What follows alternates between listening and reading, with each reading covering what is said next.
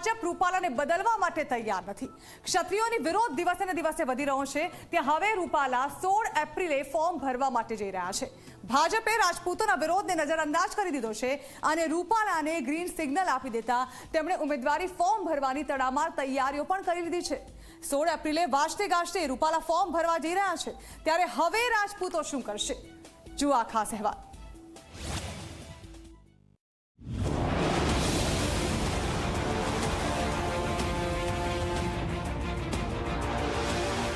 વાજતે ગાજતે રૂપાલા 16મી એપ્રિલે ભરશે ફોર્મ।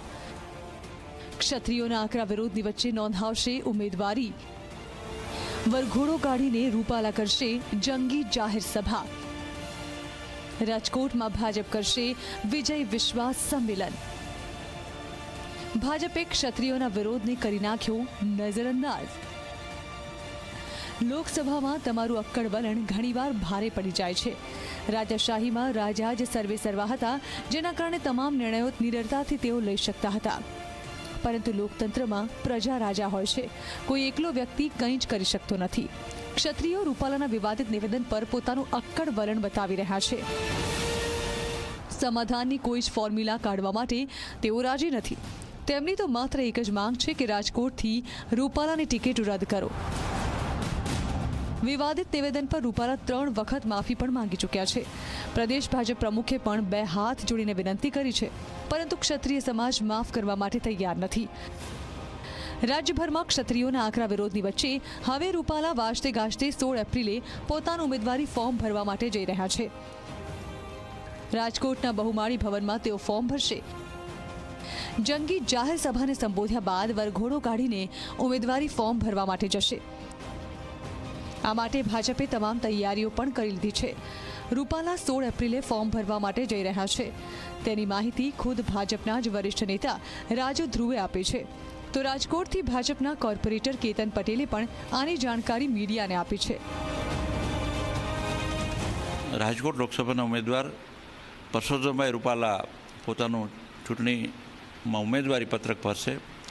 16મી તારીખે બહુમાળી ભવન ખાતે રાજકોટ મહાનગરના તમામ શ્રેણીના કાર્યકર્તાઓ, ભારતીય જનતા પક્ષના વરિષ્ઠ મોભીઓ, પદાધિકારીઓ, સંગઠનના પદાધિકારીઓ સૌની ઉપસ્થિતિમાં રાજકોટ મહાનગર અને રાજકોટ ગ્રામ્ય જિલ્લા અલ્પેશભાઈ ઢોલરિયાના નેતૃત્વમાં રાજકોટ ગ્રામ્ય જિલ્લામાંથી પણ કાર્યકર્તાઓ ઉપસ્થિત રહેશે। બંને જિલ્લાઓના સંયુક્ત ઉપક્રમે એક સભાનું આયોજન રાજકોટમાં બહુમાળી ભવન ખાતે કરવામાં આવશે। રાજકોટમાં જે 16 એપ્રિલે રૂપાલાની જંગી જાહેર સભા યોજાવાની છે તે સ્થળે તમામ તૈયારીઓ પણ શરૂ કરી દેવાઈ છે। ભાજપના નેતાઓએ સભા સ્થળની મુલાકાત લઈ તૈયારીઓને આખરી ઓપ આપી રહ્યા છે। બહુમાળી ભવન ચોક ખાતે યોજાનારી આ સભામાં ભાજપના અનેક દિગ્ગજ નેતાઓ સાથે ખુદ પુરુષોત્તમ રૂપાલા પણ સંબોધન કરશે અને ત્યાર પછી વિધિવત પોતાની ઉમેદવારી ફોર્મ ભરશે। આગામી તારીખ 16 સવારે 10:30 વાગે રૂપાલા સાહેબ જ્યારે ફોર્મ ભરવા જાય ત્યારે અહીંયા જંગી જાહેર સભા જેવું કરવામાં આવેલ છે। એના ભાગરૂપે અત્યારે લાઇટ માઇક મંડપની જે સૂચનાઓને જે તૈયારી કરાવી છે એ તૈયારીના ભાગરૂપે અત્યારે અહીંયા બતાવવા આવ્યા છે। કઈ જગ્યાએ વિવાદ લઈને શું કહેશો? એક બાજુ વિવાદ ચાલી રહ્યો છે, બીજી બાજુ તૈયારી ચાલી રહી છે। અત્યારે ફોર્મ ભરવાનું છે 16 તારીખે, એ અત્યારે તૈયારી ચાલી રહી છે। બીજી તરફ રૂપાલાની ટિકિટ રદ કરવા માટે રાજ્યભરમાં વિરોધનો વંટોળ હજુ યથાવત છે। પોસ્ટર અને બેનર વોર હજુ ચાલુ જ છે, તો ગામે ગામ રેલીઓ કાઢી રૂપાલાના નિવેદનનો વિરોધ કરવામાં આવી રહ્યો છે। તો ક્ષત્રિય સમાજની એકતાને પણ સલામ કરવા જેવા છે। ક્ષત્રિયોએ પોતાની એકતાની સાથે શાંતિના પણ દર્શન કરાવ્યા છે। સમગ્ર આંદોલન એક સારા વ્યયમાં આગળ વધી રહ્યું છે। જોકે રૂપાલા જ્યારે 16 એપ્રિલે ફોર્મ ભરશે ત્યારબાદ આંદોલન ઉગ્ર બને તો નવાઈ રહી। ક્ષત્રિય આંદોલનના અગ્રણી ગુજરાત ક્ષત્રિય સભાના પ્રમુખ કરણસિંહ ચાવડાએ કહ્યું કે રૂપાલાની ટિકિટ રદ થાય તે મુદ્દે અમારી માંગ મક્કમ છે। રૂપાલાના ઉમેદવારી ફોર્મ મામલે કરણસિંહ ચાવડાએ આડકતરો ઇશારો કરી દીધો કે 16 તારીખ પછી આંદોલન ઉગ્ર બનશે। 16 તારીખે અમે રાજકોટથી પુરુષોત્તમ રૂપાલાનું ઉમેદવારી પત્ર ભરવાના છીએ, તો એ એમનો વિષય છે, કારણ કે લોકશાહી પ્રક્રિયામાં દરેકને પોતાની વાત રજૂ કરવાનો હક છે। તો ભારતીય જનતા પાર્ટીએ નક્કી કરી દીધું હોય તો અમે પણ મક્કમ છીએ, અડીખમ છીએ અને 16 તારીખે રૂપાલાજી ફોર્મ ભરે એ દિવસે અને એ પછી શું કરવું એ અમારી સંકલન અને કોર કમિટી ભેગી થઈ અને ટૂંક સમયમાં આપને જણાવશે.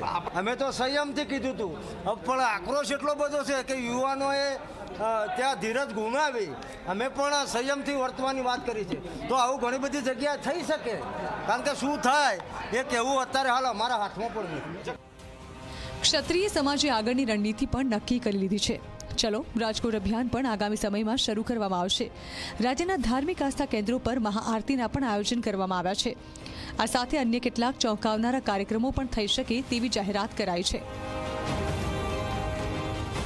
અત્યારે અમારે હાલ દરેક જિલ્લામાં વિભાગ વાઇઝ સંમેલનોનો દોર ચાલી રહ્યો છે. 10મી તારીખે પાટણ ખાતે મહેસાણા, પાટણ અને બનાસકાંઠા જિલ્લાનું વિશાળ સંમેલન સાંજે 4 કલાકે પાટણ ખાતે રાખવામાં આવેલું છે. મહાઆરતીનો કાર્યક્રમ થશે, ઘંટારવનો કાર્યક્રમ થશે. ફક્ત ક્ષત્રિય સમાજ જ નહીં પણ આખા ગામના બધા જ સમાજના વ્યક્તિઓ, સમાજજનો ભેગા થઈ અને આરતી ઉતારશે. અને આના માધ્યમથી અમે ભારતીય જનતા પાર્ટીના હાઈકમાન્ડને વિનંતી કરીશું.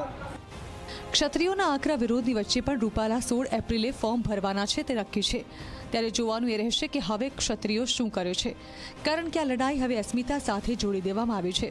બીજી તરફ ભાજપનું સ્પષ્ટ માનવું છે કે કોઈના દબાણમાં વશ થવામાં નહીં આવે.